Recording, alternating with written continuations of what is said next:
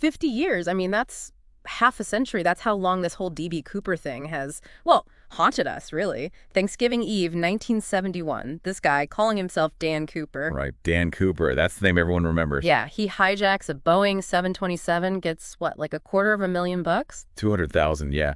And then just, poof, vanishes. Yeah. Still, after all this time, basically no solid answers, just more questions. It's honestly the boldness of it, isn't it? And the fact it's still unsolved. That's why we're still talking about it. So today, we're going to really dig deep. We've got articles from Popular Mechanics, biography.com, some details from the Daily Mail Online, the Mountain News out in Washington. And a short text excerpt, too. We're basically sifting through everything we could find from these sources, trying to, make some sense of the most interesting confessions, the theories. Because there are a lot of theories. Oh, definitely. And the confessions, that's maybe the wildest part. So many people popping up saying, it was me, or I know who it was. Exactly. So our mission, if you want to call it that, is to unpack some of those claims. Yeah. Look at the evidence, or, often the serious lack of evidence behind them. Right. Because even though the FBI officially closed the case a few years back, there are those whispers they quietly reopened it. Yep. Which, suggests maybe, just maybe, still something there. Okay, let's set the scene. November 24th, 1971, Northwest Orient Flight 305, Portland to Seattle. Pretty routine flight until... Until Dan Cooper, as biography puts it, passes that note. Yeah. Not exactly subtle, just, I have a bomb. And just like that, everything changes. His demands were very precise, $200,000, specific denomination, $20 bills, and 4 parachutes. 4 parachutes. We'll definitely get back to that. But what strikes me is how calm he supposedly was. Totally. Eyewitnesses said he was polite, calm, just, resolute, ordering bourbon, smoking cigarettes while negotiating for ransom money and, people's lives. So the plane lands in Seattle. He gets the cash, the chutes, lets the passengers go, most of the crew. But keeps a skeleton crew. The pilots, 1 flight attendant, Tina Mucklow. And then tells him to take off again. Destination, Mexico City.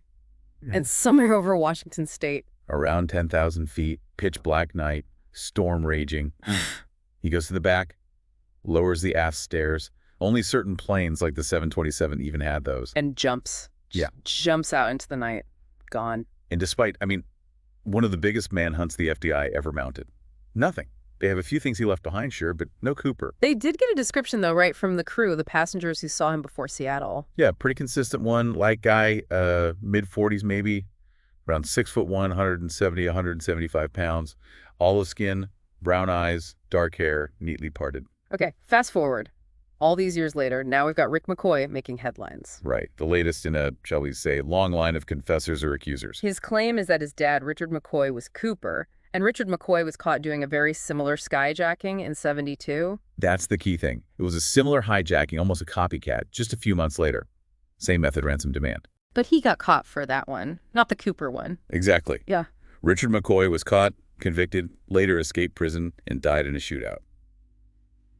Rick McCoy, his son, says he's given the FBI DNA, hoping to prove his dad was Cooper all along. But like you said, he's just the latest. There were, what, at least 6 other main confessors or suspects people pushed hard? At least. And it really shows you how messy these claims get. Take Sheridan Peterson. Okay, Peterson. What was his deal? Well, his age fit, some background stuff kind of matched up, but ultimately 0 actual evidence linking him. Just his own claim, really. Then Dwayne Weber. His wife had some stories, right? Yeah, she remembered him talking in his sleep, something about leaving fingerprints on a plane, a bad knee injury he said was from jumping out of one. And didn't he have a book about Cooper with notes in it? He did. Scribbled notes in the margins of a library book about the case. Sounds compelling on the surface, Yeah. But the physical evidence didn't match. The FBI got DNA, they got prints from stuff Cooper left on the plane. None of it was Dwayne Weber's. So, case closed on him. It's a good lesson, stories sound good, but evidence matters. Okay, who else? Barbara Dayton. That's a really interesting one. It is. Barbara Dayton was a transgender pilot. She confessed to researchers Ron and Pat Foreman. Said the hijacking was revenge, basically. Revenge against who? Against the airline industry, the FAA. She'd been denied a commercial license, apparently linked to her gender identity. She even gave a location, Woodburn, Oregon, where she supposedly hid the money in a cistern. Wow. Okay, but the description, Cooper was described as a white male. Right. That's the big discrepancy. Although Ron Foreman insisted her resemblance to the composite sketch, Bo's transition, Right. was uncanny. And she did have skills. Piloting, knew about explosives apparently, smoked, liked bourbon, wore loafers, details that kind of echo Cooper. But she took it back. Yeah, she later recanted the confession. And again, no hard evidence ever emerged. Okay, next. William Gossett. Gossett's sons claimed he confessed to them. Said on one son's 21st birthday, he gave them keys to a safety deposit box up in Vancouver, BC. Containing... The ransom money, supposedly. Oh. He allegedly told them straight up, I'm D.B. Cooper. A safety deposit box. That sounds like something you could actually check. You'd think, but apparently no one ever did, or at least there's no record of it being verified or linked definitively back to the Cooper cache. The FBI basically said, look, it's just his word to his sons. Huh. Okay, Walter Rika. Rika's confession involved remembering an encounter, years later, at a diner in Cle Elum, Washington. He became convinced the guy he talked to that night was Cooper. Cle Elum, isn't that pretty far from where they think he jumped? Exactly. Big problem number one. Problem number two, the guy Rika described didn't really match the composite sketch, which is why the witness didn't make the connection at the time. So lots of inconsistencies there. And finally, Robert Rackstraw. He seems to pop up a lot. He does. Vietnam vet, pilot, bit of a checkered past, check kiting, fled the country, faked his own death once, definitely lived life on the edge. And someone really pushed the theory he was Cooper, right? Yeah, the author Thomas Colbert spent years trying to link him, mainly through analyzing coded letters supposedly sent by Cooper. Coded letters, seriously? Whether they're genuinely from Cooper or coded correctly is, debatable. Yeah. But Rackstraw himself, he played coy. Right before he died in 2019, someone asked him directly, are you D.B. Cooper? And he gave that infamous non-answer. Something like... No denial whatsoever. That's the one. So, never charged, never officially named, but he's definitely cemented his place in the Cooper lore. Okay, let's pivot back to the jump itself. Those parachutes. 4 of them. 2 main back chutes, 2 front reserves. Yep. And just getting him on board in Seattle is a whole thing. There are actually conflicting accounts about who provided the main chutes. Oh, I thought it was Earl Causey, the jumpmaster guy. That's the common story. And Causey always maintained Cooper picked a really old, maybe unsuitable NB8 parachute, suggesting Cooper was clueless, maybe even died jumping with it. But that might not be right. Well, FBI docs suggest the main chutes actually came from a businessman named Norman Hayden. And Hayden apparently said the chutes were fine for a high-speed jump from a jet. Totally contradicts Causey. So was Cooper clueless or skilled? That changes things. It really does. And then there's that other weird detail. One of the reserve chutes he was given was a dummy. A dummy? Like unusable? Completely. It was sewn shut, no D-rings to pull, just a training chute. Totally useless. Did Cooper know that? Did he take it anyway? We don't know if he realized. And adding another layer, Tina Mucklow, the flight attendant, she saw Cooper tying the money bag shut with what looked like parachute cord. Which sounds like something an experienced jumper might do. Exactly. Some paratroopers use that technique to secure gear during combat jumps. So it muddies the water again about his skill level. So what happened to the useless chute? And his briefcase? Vanished with him, presumably. What they did find left on the plane was the other reserve chute he didn't take, the one he tore a piece from, maybe to tie the money bag, the other main back parachute, maybe a Pioneer model, cigarette butts, and crucially, his tie clip and his black tie. The tie. That became important later, right? Potentially, yeah. For DNA. Okay, let's talk money. It wasn't all lost forever. Nope. 9 years later, 1980, a kid digging on the banks of the Columbia River finds bundles of cash. Where exactly? A spot called Tina's Bar back then, and now it's known as Tina's Beach. About $5,800 worth. All 20s, serial numbers matching the ransom money. Wow. But how did it get there, and how was it found? I've heard different things. Yeah, the accounts vary. Were the bundles intact? Were they scattered? How deep were they buried? Some theories involve river currents washing it downstream. Others point to dredging by the Army Corps of Engineers, maybe unearthing it. But the dredging timeline is disputed. Right. Some say the dredging happened before the hijacking, or in a different area. And perhaps the most amazing detail. The rubber bands holding the bundles together were supposedly still intact after almost a decade in the sand and water. That seems unlikely. Rubber bands usually degrade way faster. It does seem unlikely. Then there were claims about soil analysis on the money. Yeah, I heard something about that suggesting it came from south of the river, like near where Barbara Dayton said she buried it. That was a report, yes. linking it potentially to Woodburn, Oregon. But later on, that soil analysis claim seems to have been, well, walked back or heavily questioned. So, like everything else, unclear. The money just adds more questions, basically. Pretty much. Where's the rest of it? How did that specific bit end up there in that condition? Okay, and the jump location itself, also not straightforward. Not at all. The FBI's initial best guess was near Ariel, Washington. That was based mostly on the pilot reporting a slight dip, like a curtsy, in the plane's nose. Which they figured happened when Cooper jumped off the back stairs. Exactly. The sudden weight shift, stairs bouncing. But the pilot maybe said something different later. Reportedly, yeah. Captain Scott apparently indicated later they might have been further west when that happened, maybe over Woodland, Washington. And that would change the landing zone quite a bit. Totally. Woodland is flatter terrain, much closer to the Columbia River where the money was found. Yeah. Makes more geographical sense, maybe. And wasn't there someone listening to the radio chatter that night with a completely different location? Marianne Lincoln, yes. She distinctly remembers listening in on her dad's radio and hearing transmissions that place the plane way further east over Gresham, Oregon. Gresham? That's nowhere near Ariel or Woodland or the main flight path V-23. Nope. Way off. Mm-hmm. So you've got these conflicting accounts of the plane's position, and then years later, someone finds an instruction placard from the 727's aft stairs. Where? North of Ariel, kind of back near the original suspected jump zone along flight path V-23. So, does that confirm Ariel? Or is it just another confusing piece? Man, it's like every clue just contradicts another one. Welcome to the D.B. Cooper case. Okay. Besides the main confessors, there are other names that keep circulating. Ken Christensen. Christensen. Yeah, he's interesting. He worked for the airline, Northwest Orient, as a mechanic and sometimes a purser. His own brother pointed the finger after Ken died, claiming a deathbed confession. And he looked the part. Apparently so. One of the flight attendants, Florence Schaffner, saw photos and said it was the closest resemblance she'd ever seen to Cooper. Plus, multiple witnesses mentioned Cooper wearing a toupee. And Christensen wore one. Reportedly owned several. And there was the fact he bought his house with cash not long after the hijacking, which seemed odd given his salary. The FBI never officially cleared him. Okay. And William Gossett again. We mentioned his sons, but someone else championed him. Galen Cook, a researcher, was a big advocate for Gossett, really focusing on those supposed safety deposit box keys. And Richard McCoy, besides his son's claims, there were other things pointing his way. Definitely. The sheer similarity of his later crime, obviously.